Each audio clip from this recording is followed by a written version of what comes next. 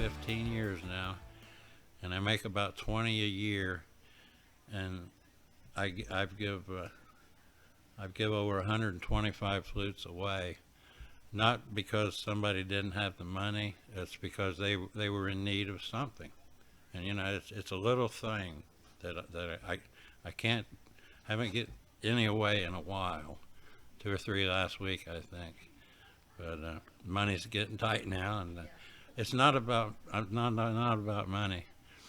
But I've out of those 120, 130 flutes I've give away, I got 130 good stories, healing from the heart, and they're magical in that way. It's a very simple instrument and easy to play, but they give something out that you're not going to find with any other kind of medication, you know, or alcohol. I won't even go into that. I don't drink. I don't do drugs. I'm not perfect though. But this is a flute I made. I call it a sister flute. It has 2 barrels, and these are the only ones that don't have a bird for grandma. I made this one just like it for Chief Golden Light Eagle, Chief Standing Out, and it has the universal and spiritual language on it that he always talks about. He's a star knowledge person. So I put this on the Facebook to show it, and man, a few words, I want one. Okay, it's going to be an honor to make one for Standing Out. And so I did, and I was at Doug Bluefeather's house, and I asked his wife, Debbie, I said, how much should I charge the chief? You don't charge the chief. So anyway, he had 3 flutes of mine, and I'm speaking of him. He got the COVID last year at a Sundance in Montana, and he killed about 30 of them, and he was one of them. He was younger than I was. But anyway, I wrote a song with this. It's called Spirit Quest, and it's a journey that I'm on a quest right now. I just cut all my hair off, and I'm on a quest. Just because you take one spirit quest and find one, there's many spirits out there, and I'm on a spirit quest right now. But that's the song that I play with this flute. I think I'm getting calmed down a little bit.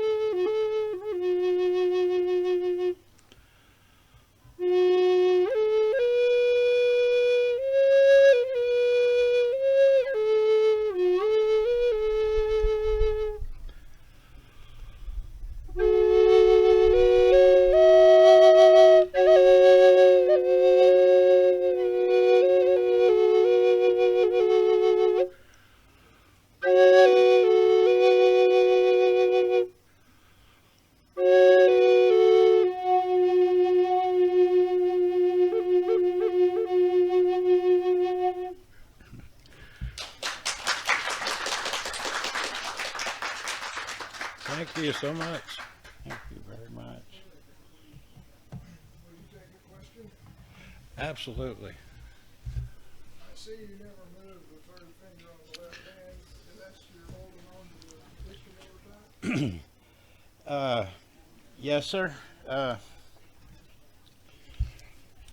I count from the bottom up. 1, 2, 3. I say 2 sets of 3 instead of 6 holes because you have the upper 3 and the lower 3. Well, I count from the bottom. 1, 2, 3. The 4th hole is the one I'm leaving covered. It's a half hole. It's a flat note. It sounds like this. And it should be, but to play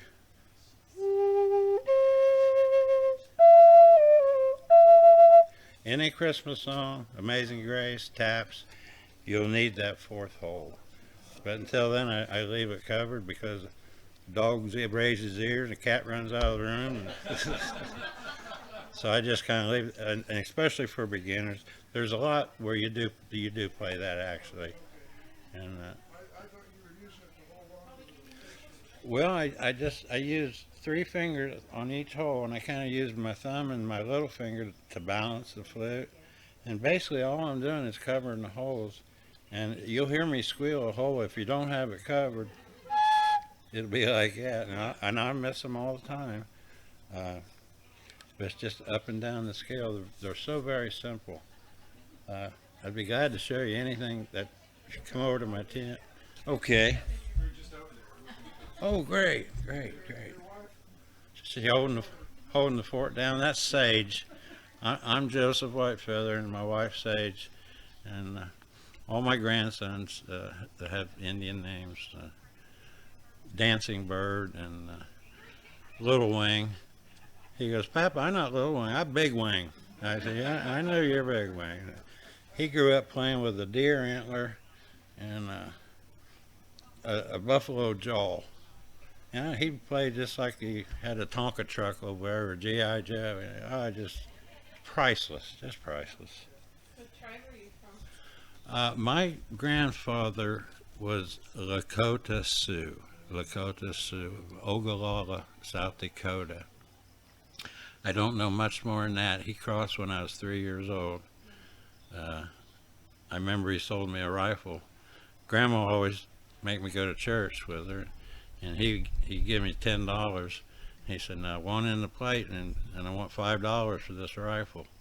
And I bought it before he crossed over. But his name was Ed Doty. And my grandmother was, she was quarter Iroquois, people of the Longhouse. So I really feel like I'm blessed with that. I'm not totally 3/8 unless I'm overstepping something. Then it could be as much as half. Yeah. But we honor the Native American way of life and the way they do things. So we honor the Mother Earth. We don't pollute. We try to be good to the Earth Mother because she's good to us. When we're all gone, she'll mend herself.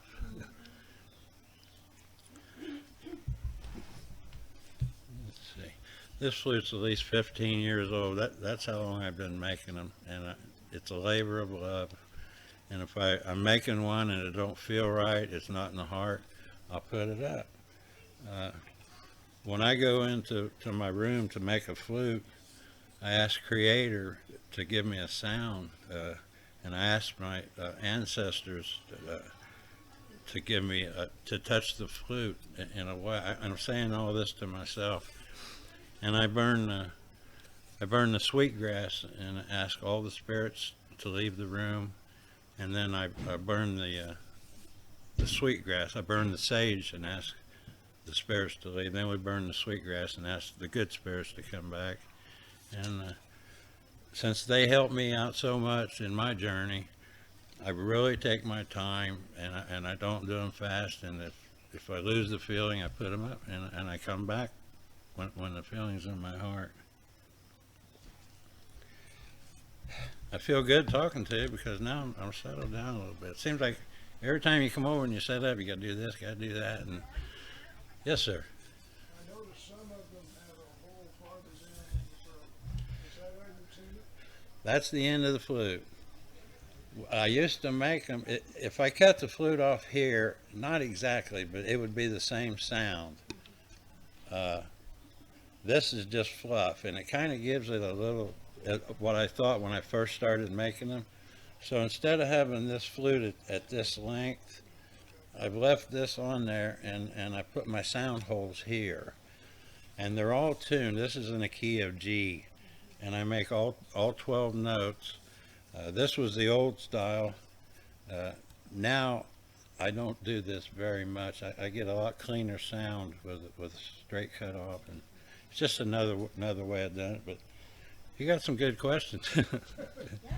If I don't, I'll make something up. I don't know, but that's what those are for. How do you know which key you're going to get it into? Is it by rank or is it fret? Well, after you acquaint yourself with the flute, you'll know about what size to like I have templates at home that I put in the holes, and they don't always work for different kinds of flute, hardwoods and soft hardwoods. But I know to make this flute here, I need 22 inches, and I know that in my head, and it's written down for my grandsons because they're going to start making them. So I know basically where the hole goes, but it is tricky. Sometimes you'll see one of my flutes, I've got 2 holes here and then 2 more holes up here because I missed. I missed. And but I'll keep experimenting, till I get them right. What kind of wood do you make? I like hardwoods. I like black walnut, Okay. and I like hard maple and cherry wood. I like the hardwoods. This is a cedar flute, and I inlaid it with sugar maple. That's the one they get the syrup from. So I used to do a lot of that. It's a labor of love. It really is. Let's see if I can get this one to play a little bit. I wrote a song called Honoring Mother Earth, or Honoring Earth Mother. I didn't do it in this key, but I'm going to try it in this key, if you will. It's Honoring the 4 Directions. You hear 4 directions. There's it's the north, east, south, and the west, and but there's actually 7 directions. You have Mother Earth is the 5th direction, and Father Sky, the Kankashala, is the 6th, and you are the 7th direction. You project.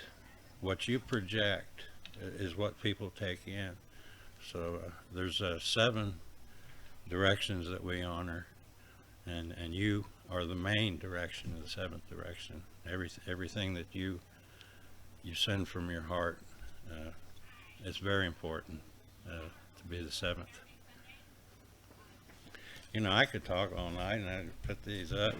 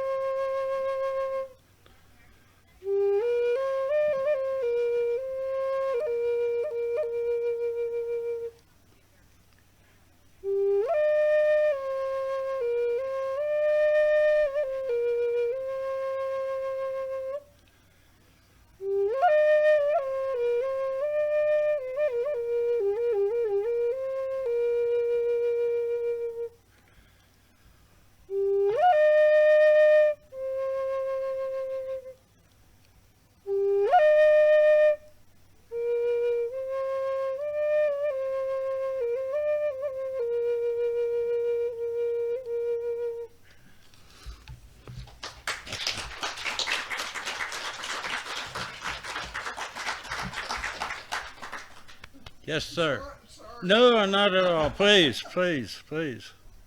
the bore inside your tube, Yes, sir. are they all the same size? No, sir. Okay. The smallest flute I make, and I call it a Cherokee flute, is 3/4 in here. It being short, the finger holes are closer. It's a high flute.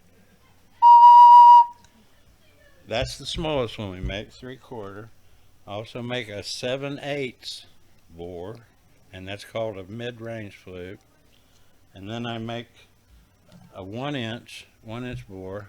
It's called a bass flute. And then I make the contrabass. It's 1 1/4 inches, and it's deeper than all of them. I got a tag-along question. When you bore the holes, do you make it as smooth on the inside as you do on the outside, or do you leave it rough to give it a little character? These, The secret to bore? no, sir. Yes, sir. You're right. The secret is the bore, and the inside of the flute's where the action's at. I mean, you can dress this up and everything, but the wall thickness needs to be pretty even because of where you put your finger holes. If it's uneven, then your finger holes are not going to go right. So yeah, the inside of the flute is a perfect. It's called the sound chamber, and the way it works, you blow in this end. There's a slow air chamber here. The air would exit into the atmosphere, except for the bird or the fetish or the totem. And there's a little void, about a 64th, just a little void underneath this bird that allows the air directional to go this way. And then on the other end, there's a 45-degree angle. Pardon. And that's where the air splits, and half of it goes into the atmosphere, and the other half resonates through the sound chamber. So to answer your question, I always start with a little longer wood, and then with no holes in it, but with the mouthpiece being complete, where it sounds the best, I put it on the tuner, and then I'll slowly cut the end off till I get the key that I want. So it's interesting, but it's simple. Did I answer your question, Jeff? Yeah. Great. No, they're more detailed on the inside. They really are. That's where the work is on the inside. So which hand do you put at the top? The right hand or the left? I put my left hand at the top. So you're like this. I'm just like yes. And you come over. I got mouthpieces over. I'm going to have you playing on. They're very simple. You got to get the sweet sound. Well, if you don't have a hole covered, you get the eagle. You go back and you cover your holes. There's your sweet sound. Up and down the scale.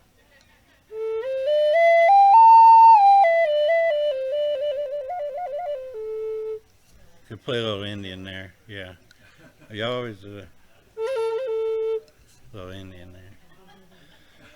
I don't know if I'm on a time schedule or not. I think he said 5 minutes, maybe. I don't know. Oh, I thought he was holding up his hand answering the question. Oh, maybe. I don't know. I'll find out for you. Yeah, he was everything was ending on 50. I thought you played till they threw you off. That's what I do. Yeah, I like that. I'm not tired of listening. Okay. Put a lighter up here. Okay. Get a No need. I'll play all night for audience of one. however long you want to go. I probably got a half hour I can do. Whatever you want. Okay.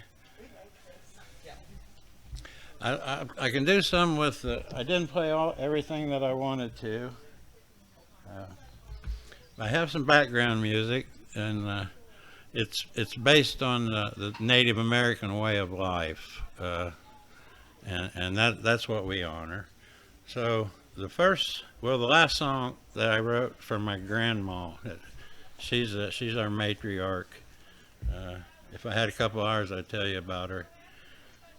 And that I borrowed the background music from a background CD, but the rest of them on here are my guitar player, Mike Thunderhawk. He plays guitar, he plays bass, he plays the piano, and we've recorded all the music like that.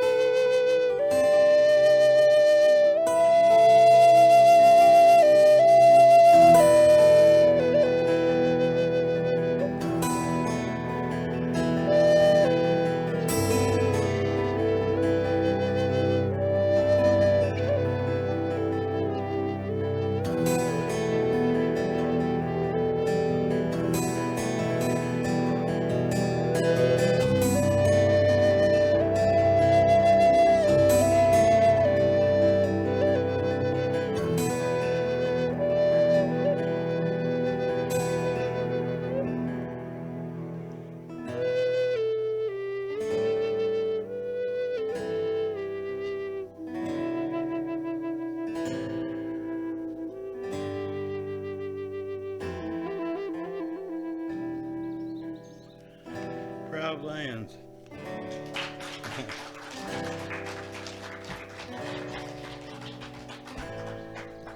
Proud Lands, that's where we live, and I know we're proud. We're proud here. We're going through some hard times, but proud lands and proud people.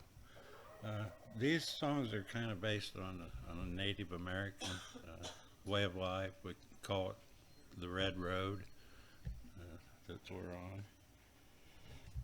This next song I'm going to do is called Leaving Home.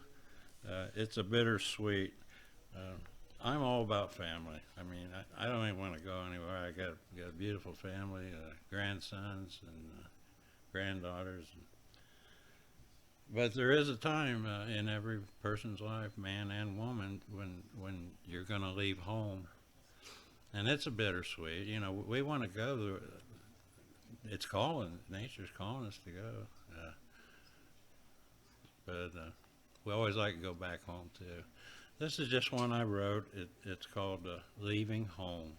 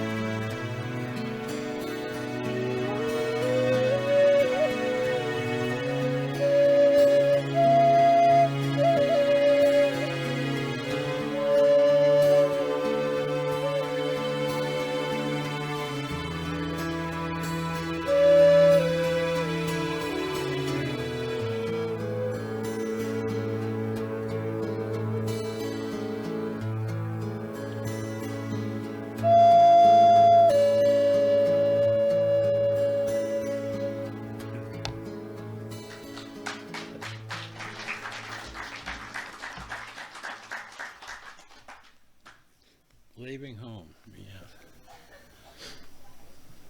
yeah. I got 5 grandsons, and the youngest one just turned 18. Got him a good job. He's straight, clear eyes, all of them. I'm just so blessed. And he takes after my dad.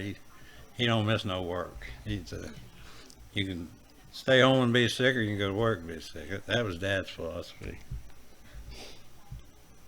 and it was a good one.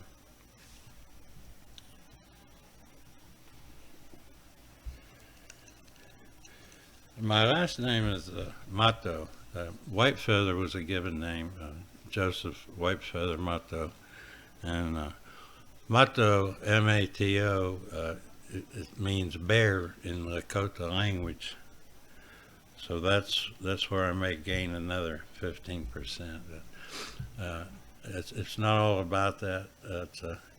We're all related. We're all related. We need to all stick together. This next song is called "Once Upon a Time," and when I wrote it, I was envisioned the natives probably before 1776. 10, 20 years before that, I was trying to vision once upon a time, the buffalo ran, and that's just kind of where the song goes.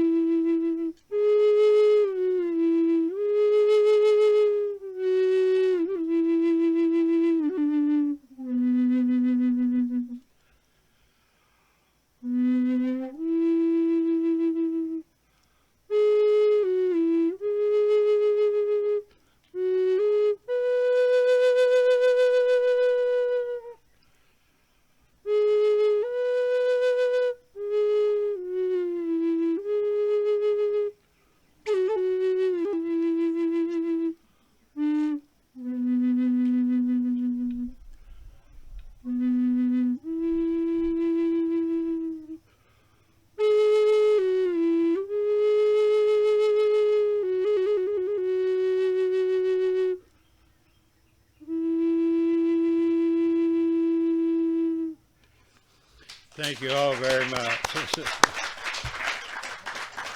I appreciate each and every one of you. Thank you so much.